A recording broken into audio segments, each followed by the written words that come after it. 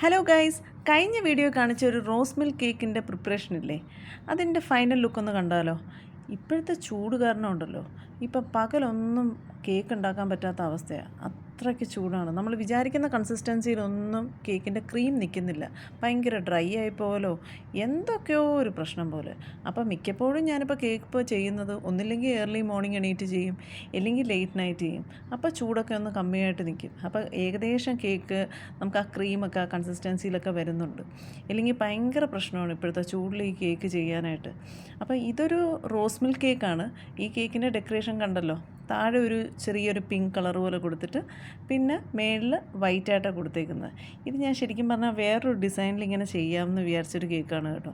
പക്ഷേ ചെയ്ത് വന്നപ്പോൾ അവസാനമായപ്പോഴേക്കും ഈ ഒരു ഡിസൈനേ മാറിയതാണ്. ഈ ഒരു ക്ലൈമറ്റിന് പറ്റിയൊരു കേക്കാണ് ഇതെന്ന് എനിക്ക് എപ്പോഴും തോന്നും. കാരണം ഇത് റോസ് മിൽക്ക് കേക്കിൻ്റെ ഫ്ലേവർ എന്ന് പറഞ്ഞാൽ അത്രയ്ക്ക് ടേസ്റ്റിയാണ് കേട്ടോ. എല്ലാവർക്കും ഇഷ്ടപ്പെടുന്ന ഒരു ഫ്ലേവറാണ്. പിന്നെ ആ മിൽക്കിൻ്റെ ആ ഒരു തണുപ്പിച്ച് ആ ഒരു കേക്ക് കഴിക്കുമ്പോൾ ഉണ്ടല്ലോ, വല്ലാത്തൊരു ഫീലാണ് കേട്ടോ. നമ്മൾ പണ്ടൊക്കെ കഴിച്ചിരുന്ന റോസ് മിൽക്കിൻ്റെയൊക്കെ ഒരു നൊസ്റ്റാൾജിയോ എന്തൊക്കെയോ കിട്ടും. അപ്പം ഇതാണ് ഞാൻ ഫൈനൽ ലുക്ക് കേക്കിൻ്റെ.